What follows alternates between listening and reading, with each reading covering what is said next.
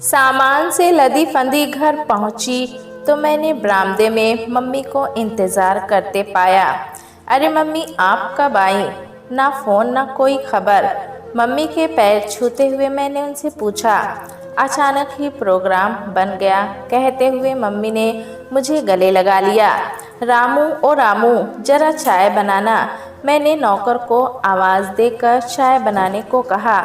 तुम्हारे नौकर तो बहुत ट्रेंड हैं। मेरे आते ही चाय पानी सब बड़ी स्मार्टली करा दिया।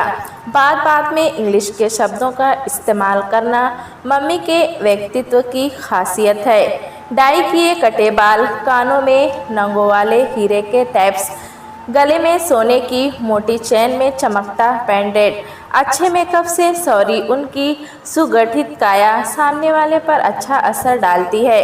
मैंने प्रशंसा से मम्मी की ओर देखा। बादामी रंग पर हल्के सतरंगी फूलों वाली साड़ी उनके गोरे तन पर फब रही थी।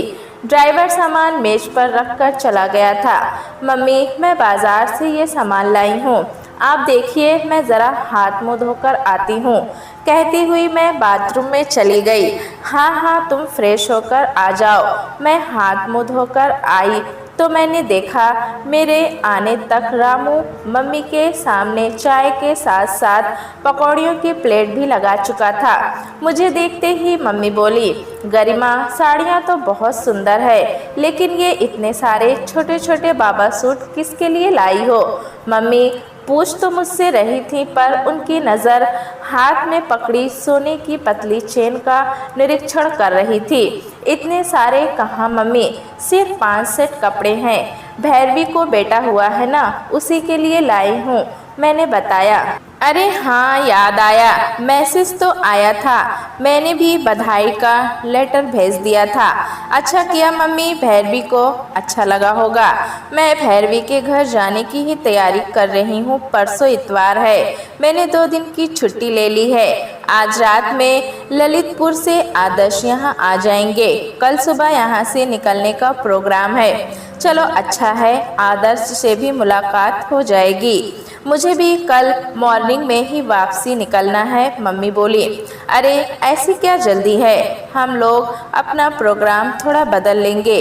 भैरवी के घर पहुंचने में सिर्फ 4 घंटे ही तो लगते हैं, और फिर अपनी गाड़ी से जाना है, जब चाहे निकल लेंगे। इतने दिनों बाद तो आप आई हैं। पकौड़ियाँ खाते हुए मैं बोली, नहीं भाई, मेरा प्रोग्राम तो एकदम डेफिनेट है। ठीक 7 बजे हम लोग यहाँ से निकल जाएंगे। ठंडे ठंडे में कानपुर पहुँच जाएंगे, मम्मी ने कहा। हम लोग यानी आपके साथ और भी कोई आया है? हमारी महिला समिति को मेरठ में एक इंक्वायरी करनी थी। तुम यहाँ पोस्टेड हो और मेरी सहेली सुलभा देशमुख की बेटी भी यहीं झांसी में मैरिड है। 2 मेंबर्स की टीम आनी थी। अच्छा चांस था, बस हम दोनों तैयार हो गए। रास्ते में इंक्वायरी का काम निपटाया। आज का दिन और एक रात अपनी अपनी बेटियों के साथ बिताएंगे और कल इवनिंग में 5 बजे समिति की मीटिंग में अपनी जांच रिपोर्ट दे देंगे। अब समिति की गाड़ी तो आनी ही थी, सो बिना खर्चे के बच्चों से मिलना हो गया, कहती हुई मम्मी खिलखिलाकर हंस पड़ी। चाय का स्वाद अचानक मेरे मुंह में कसैला हो गया। जाने क्यों मम्मी का ये व्यवहारिक रूप मुझे कभी रास नहीं आया था। मैं मम्मी से मतलब निकालने की कला नहीं सीख सकी थी। सिर्फ यही क्यों, मैं तो मम्मी से कुछ भी नहीं पा सकी थी। गोरी रंगत और तीखे नैन नक्श के साथ लंबी कदकाठी और गठीले शरीर की स्वामिनी की कोख से मैं सांवली रंगत, साधारण नाक नक्श और सामान्य कदकाठी की संतान पैदा हुई थी। मैंने अपने पिता की छवि पाई थी। सिर्फ रंग रूप में ही नहीं, स्वभाव भी मुझे पिता का ही मिला था। बचपन से ही मैं डरपोक, शांतिप्रिय, एकांत प्रेमी और पढ़ाकू थी। एकांत प्रेमी और पढ़ाकू होना शायद मेरी मजबूरी थी। गुजरा हुआ अतीत मुझ पर हावी होता जा रहा था। रूप गर्विता मम्मी का मन साधारण व्यक्तित्व वाले पति को कभी स्वीकार नहीं सका था। पति को छोड़ पाना मम्मी के वश में भी नहीं था। आर्थिक मजबूरियां थीं, पर मुझ जैसी क्रूर संतान उन पर बोझ थी। लेकिन मजबूरी यहाँ भी दामन थामे खड़ी थी। अपनी ही संतान को कहाँ फेंकें, सामाजिक बंधन थे, लिहाजा उन्हें मेरी परवरिश का अनचाहा बोझ उठाना पड़ा। इस जिम्मेदारी को अंजाम भी दिया, पर वात्सल्य की मिठास से मेरी झोली खाली ही रह गई। उसी शाख पर खिले दूसरे सुंदर फूल मम्मी की प्रतीक्षाया थे। मम्मी का सारा प्यार उन्हीं पर निछावर हो गया। मेरे प्रशासनिक सेवा में चैन की खुशी मम्मी की आंखों में चमकी थी। घर की उपेक्षित लड़की अचानक मम्मी की नज़र में महत्वपूर्ण हो गई थी। मुझे मम्मी में यह बदलाव अच्छा लगा था, किंतु यहाँ भी छोटी बेटी के प्रति मम्मी का प्रेम उन पर हावी हो गया था और उन्हें ये अफसोस होने लगा था कि अगर ग्लोरी की शादी अब होती तो उसे भी प्रशासनिक अधिकारी पति मिल जाता। बचपन में मम्मी की सहेलियाँ जब भी घर आती, मम्मी मुझे हमेशा रसोई में घुसा देती। नाश्ता पानी बनाने की सारी मेहनत मैं करती, किंतु ट्रे में सजाकर ले जाने का काम हमेशा मेरी अनुजा ग्लोरी को ही होता। उम्र के साथ साथ मैंने इस सत्य को स्वीकार कर लिया और खुद ही लोगों के सामने जाने से कतराने लगी। धीरे धीरे मैं एकांत प्रिय होती चली गई। अपने अकेलेपन को भरने के लिए मैं ज़्यादा से ज़्यादा पढ़ने लगी, जिससे मैं पूरी तरह पढ़ाकू ही बन गई। ग्लोरी मेरी अनुजा का ये नाम भी मम्मी का रखा हुआ था, जो मम्मी का इंग्लिश प्रेम दर्शाता है। अपनी इसी खिचड़ी भाषा, शिष्ट श्रृंगार और सामाजिक संगठनों से जुड़कर मम्मी खुद को उच्च वर्ग का दर्शाती हैं। ग्लोरी मेरी सगी बहन है, किंतु वो मम्मी की कॉर्बन कॉपी। अधिकार से अपनी बात मनवाना और हर जगह छा जाना उसकी फितरत में है। गरिमा मम्मी की आवाज़ से मैं वापस वर्तमान में आई। अरे क्या सोचने लगी थी? बैठे बैठे सपनों में खो जाने की तेरी आदत अभी गई नहीं? इतनी देर से पूछ रही हूँ, कुछ बोलती क्यों नहीं? जी, क्या पूछ रही थी मम्मी? मैंने सवाल के जवाब में खुद ही सवाल कर डाला। ये गुलाबी साड़ी कितने रुपए की है? मैं ग्लोरी के घर जाने वाली हूँ, सोच रही हूँ ये गुलाबी साड़ी ग्लोरी पर अच्छी लगेगी, उसे दे दूँ। वाणी में मिठास घोलते हुए मम्मी बोली, ग्लोरी पर तो सारे रंग अच्छे लगते हैं। ये साड़ियाँ तो मैं भैरवी के लिए लाई हूँ, अपने लिए लाई होती तो मैं ज़रूर दे देती। क्या ये सब मतलब ये सारा सामान तुम भैरवी को देने के लिए लाई हो? मम्मी की आंखें आश्चर्य से फटी की फटी रह गई। हाँ मम्मी, भैरवी की पहली संतान को आशीर्वाद देने जा रहे हैं हम लोग। अरे तू होश में तो है? इतने सारे कपड़े, 5 साड़ियाँ, रजाई, गद्दा, चादर, खिलौने, क्या तूने उसका पूरा ठेका ले रखा है? और ज़रा सा बच्चा सोने की चेन का क्या करेगा? मम्मी, कैसी बात कर रही हैं आप? भैरवी की ये पहली संतान है। कैसा क्या? तेरे भले की बात कर रही हूँ। पहला बच्चा है तो क्या कोई अपना घर उजाड़कर सामान देता है किसी को? छोड़िए मम्मी, जो आ गया सो आ गया, कहकर मैंने इस अप्रिय प्रसंग को खत्म करना चाहा। छोड़िए कैसे? तुम फजूल खर्ची छोड़ो और ऐसा करो, बहुत मन है तो बच्चे के कपड़ों के साथ एक साड़ी और मिठाई दे दो, बाकी सब वापस रख दो, हो जाएगा शगुन। कहते हुए मम्मी ने आदतन अपना हुक्म सुना दिया।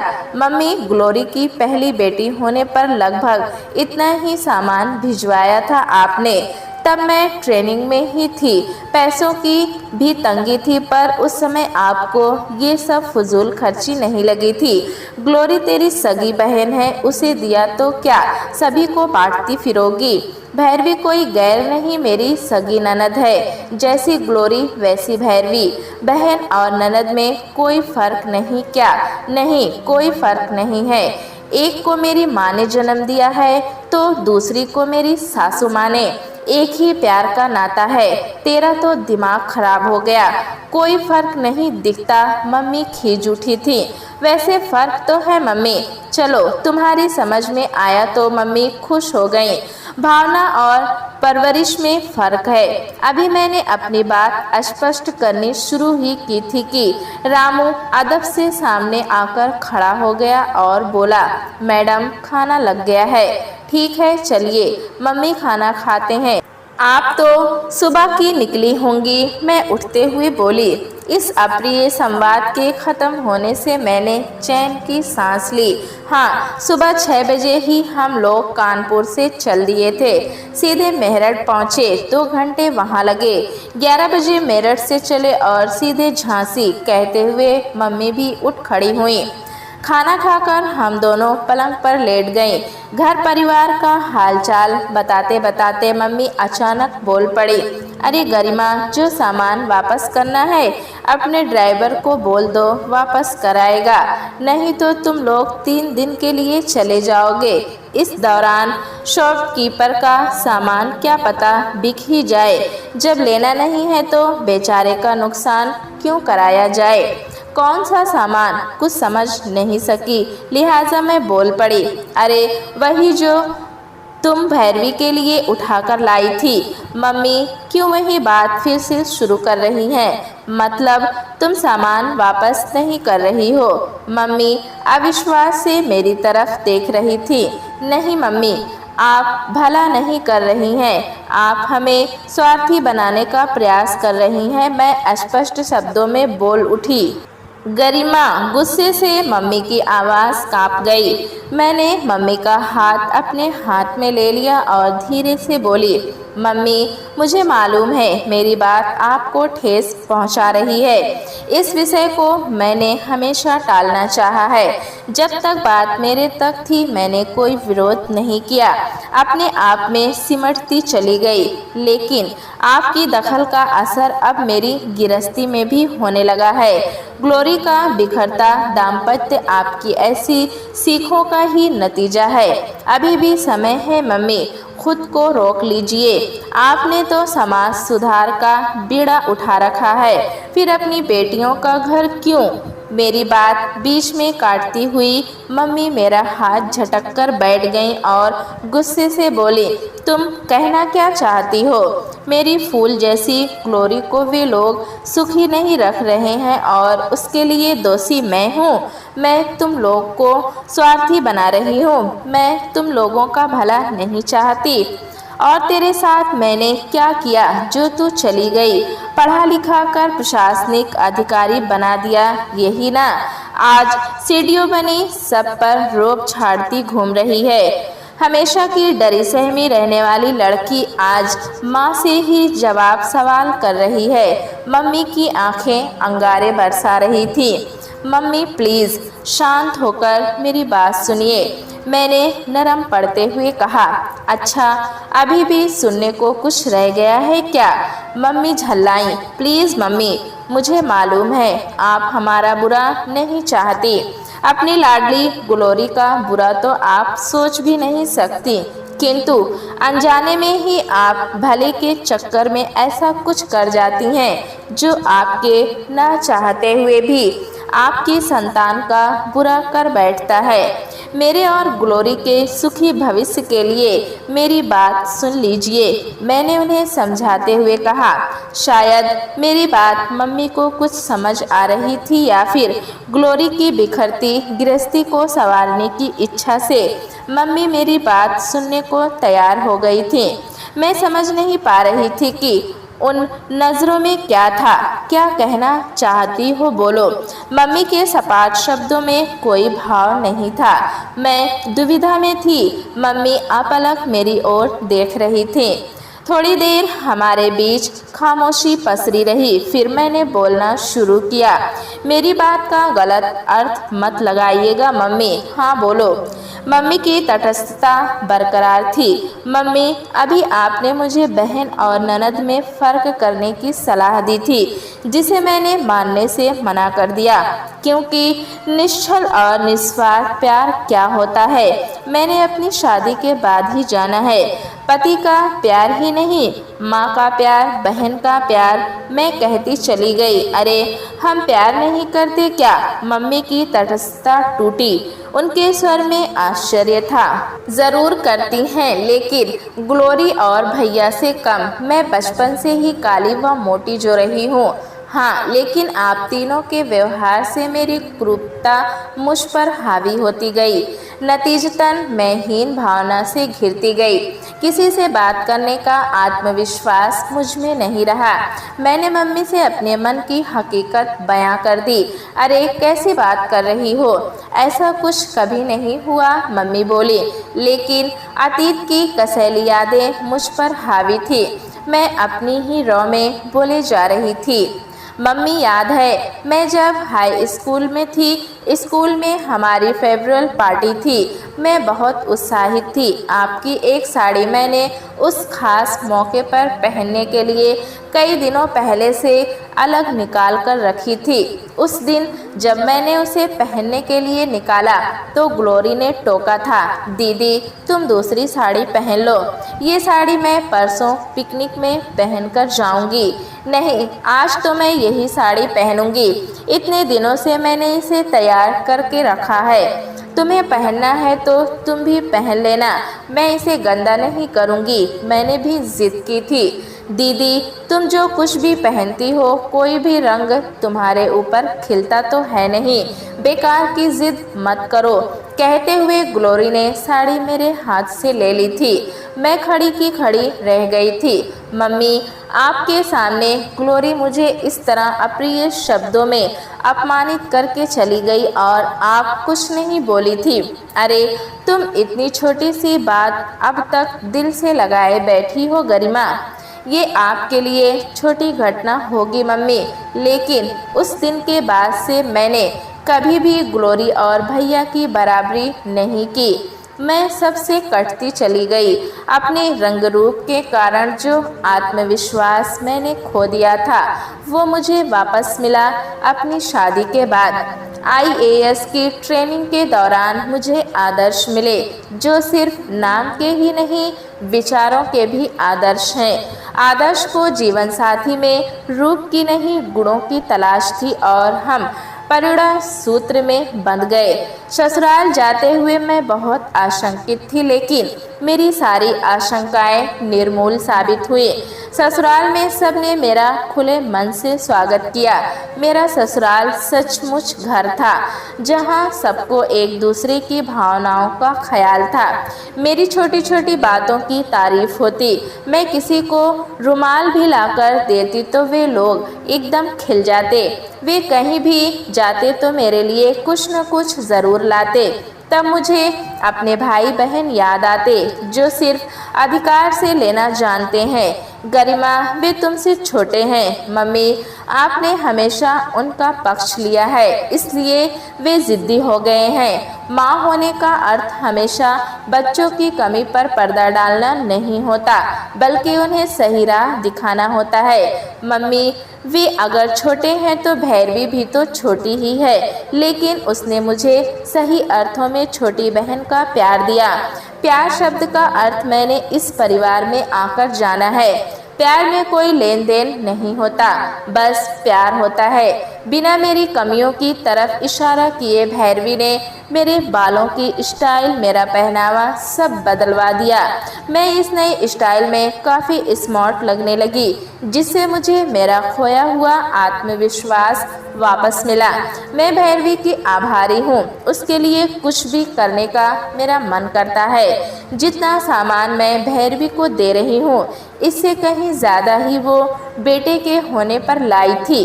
और ग्लोरी के लिए मैंने क्या नहीं किया और वो क्या लाई थी। आपसे छिपा नहीं है, मैंने शिकायती अंदाज में कहा। गरिमा, नहीं मम्मी, मुझे गलत मत समझिए। मैं नहीं चाहती कि ग्लोरी मुझे कुछ दे, लेकिन ग्लोरी को देना सिखाइए। उसकी सुखी गृहस्थी के लिए ये ज़रूरी है। मुझे आज पता चला तुम अपने दिल में अंदर ही अंदर इतना कुछ छिपाए हुए थी। आज अचानक तुम्हारे दर्द की परतें खुलने लगी तो मैं मम्मी की बात बीच में काटते हुए मैं बोली, मेरा छोड़िए मम्मी, जो अकेला बीता वो मेरा बचपन था और वो बीत चुका है। मेरा वर्तमान खुशियों से भरा है। मेरा दाम्पत्य बहुत सुखी है और आज आपको अपनी गृहस्थी में दखल देने से पहले ही रोककर मैंने बिखराव की पहली आहट पर ही विवेक का पहरा बिठा दिया है। ग्लोरी यही नहीं कर सकी है। मतलब गरिमा, साफ साफ कहो, क्या कहना चाह रही हो तुम? मुझे तुम्हारी बात समझ में नहीं आई। मैं ग्लोरी के लिए बहुत चिंतित हूँ। मेरी छोटी बहन के प्रति उनकी ममता उमड़ रही थी। ग्लोरी के लिए उनका चिंतित होना बहुत ही स्वाभाविक था। अब उनकी आंखों में अपरिचित सा भाव दिखाई दे रहा था। अतीत चलचित्र सा मेरे मानस पटल पर उभर रहा था। परिवार की सबसे छोटी, सबकी लाडली बेटी ग्लोरी का हित मम्मी के लिए सदैव सर्वोपरि रहा है। पापा के गहरे मित्र ने अपने बड़े बेटे अक्षय का रिश्ता मेरे लिए भेजा था। दहेज विरोधी इतना संपन्न परिवार, उस पर प्रोबेशनरी अफसर लड़का। बस मम्मी की दुनियादारी का ज्ञान उनकी कोमल भावनाओं पर हावी हो गया और मम्मी ने ये रिश्ता ग्लोरी के लिए तय कर लिया। पापा के अलावा और किसी ने कोई विरोध नहीं किया। हमेशा की तरह पापा झुक गए और बड़ी के कुंवारी रहते छोटी बेटी का ब्याह हो गया। ससुराल से लौटी ग्लोरी अपनी कुंवारी बड़ी बहन की भावनाओं को समझे बिना अपने वैवाहिक जीवन के खट्टे मीठे अनुभव सुनाती रहती। ग्लोरी की कोई गलती नहीं थी। उसने दूसरी की भावनाओं को समझना सीखा ही नहीं था और ना ही उसे सिखाया गया। गरिमा, क्या कह रही हो तुम? एकदम चुप क्यों हो गई? मम्मी के टोकने से मैं फिर वर्तमान में लौट आई। मम्मी, दूसरे की भावना को समझना हर ब्याही लड़की के लिए बहुत ज़रूरी होता है। हर एक को पापा जैसा सहनशील पति और परिवार नहीं मिलता। दूसरे की भावना को समझे बिना ससुराल में कोई भी लड़की तालमेल नहीं बिठा सकती। अब से ही सही ग्लोरी को सही राह दिखाइए। मौन हुई मम्मी मेरी तरफ देख रही थी। शायद वे मेरी बातों की सच्चाई तोल रही थी। मम्मी, याद है आपको जब हम लोग पहली बार ग्लोरी के घर गए थे, कितना दौड़ दौड़ कर वो सब काम कर रही थी और कितना खुश थी। लेकिन एकांत मिलते ही आपने उसे समझाया था, ग्लोरी, सारा काम तुम ही करोगी क्या? अपनी ननद को भी करने दो और साड़ी के पल्ले को पिन से बालों में क्यों रोक रखा है? अरे पल्ला सिर से गिरता है तो गिरने दो।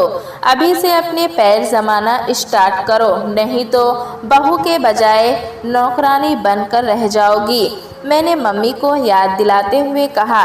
सिर हिलाती हुई मम्मी बोली, याद है, सब याद है। लेकिन लाख समझाने पर भी ग्लोरी कहाँ कुछ कर पाई। रोज रोज की खिटखिट से बेचारी परेशान रहती है। समझ में नहीं आता उसके लिए क्या करूं।